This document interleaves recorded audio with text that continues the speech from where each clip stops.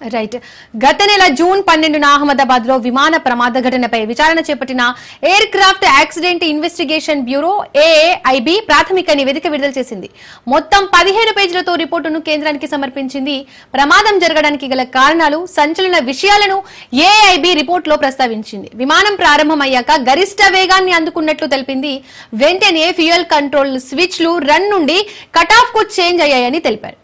దీంతో flight takeoff అవగానే fuel అందక ఇంజన్ 1, ఇంజన్ 2 ఆగిపోయాయని వెల్లడించారు.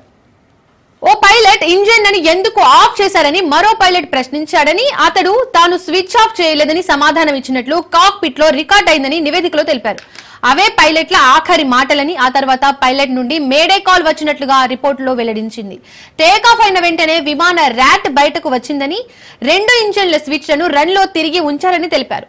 దీంతో ఇంజన్ 1 లో రీలైటింగ్ ప్రక్రియ విజయవంతమైందని, ఇంజన్ 2 స్టార్ట్ అయినా పవర్ అందుకోలేదని మధ్యాహ్నం సరిగ్గా 1 గంట 39 నిమిషాలకు పైలట్ మేడే కాల్ ఇచ్చారని చెప్పింది. అందుకు air traffic control room respond అయినా పైలట్ల నుండి రెస్పాన్స్ రాలేదని వెల్లడించారు. ఎయిర్ క్రాఫ్ట్ కాంపౌండ్ దాటే ముందు విమానం కూలిందని, సీసీ ఫుటేజ్ లో విమానాన్ని పక్షి ఢీకొన్న ఆనవాళ్లు లేవని ఏఐబి ఇచ్చిన ప్రాథమిక రిపోర్టులో వెల్లడించింది. కాగా ప్రమాదానికి సంబంధించిన ఫోటోలు, వీడియోల పరిశీలన పూర్తి చేశామని ఏఐబి వెల్లడించింది.